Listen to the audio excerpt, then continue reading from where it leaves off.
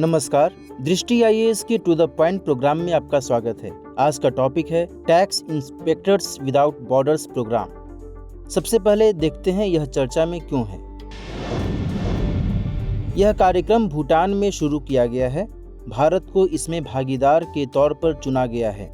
भारत ने इसके लिए टैक्स एक्सपर्ट उपलब्ध कराए हैं। आगे बात करते हैं भूटान में tax inspectors without borders program के बारे में।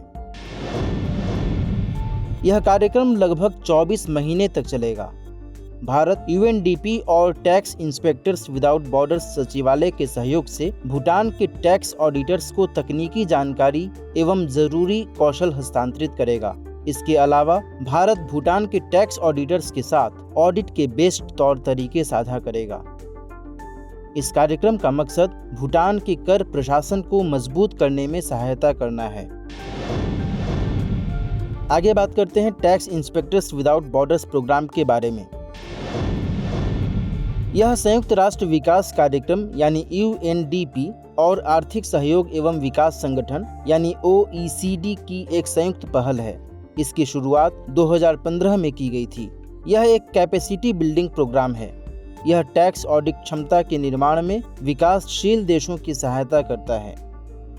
मल्टीनेशनल कंपनियां बहुत सारे देशों में काम कर रही हैं। इन कंपनियों का फाइनेंशियल स्ट्रक्चर काफी जटिल होता है। इसकी वजह से खासकर विकासशील देशों की टैक्स अथॉरिटी को ऑडिट करने में काफी दिक्कत होती है। इसीलिए इस कार्यक्रम के तहत इन देशों में टैक्स एक्सपर्ट भेजे जाते हैं जो वहां की अथॉरिटी को टैक्स ऑडिट करना सिखाते हैं। इससे मल्टीनेशनल कंपनियों द्वारा की जा रही टैक्स चोरी पर भी लगाम लगती है एवं घरेलू संसाधन में भी बढ़ोतरी होती है। अब नोट करते हैं इस टू द पॉइंट पर आधारित प्रश्न है tax inspectors without borders program के संदर्भ में निम्नलिखित कथनों पर विचार कीजिए। कथन 1, यह विश्व बैंक की पहल है। कथन 2, यह टैक्स ऑडिट क्षमता के निर्माण में विकासशील देशों की सहायता करता है। कथन 3, इसकी शुरुआत 2015 में की गई थी। उपर्युक्त में से कौन से कथन सत्य हैं?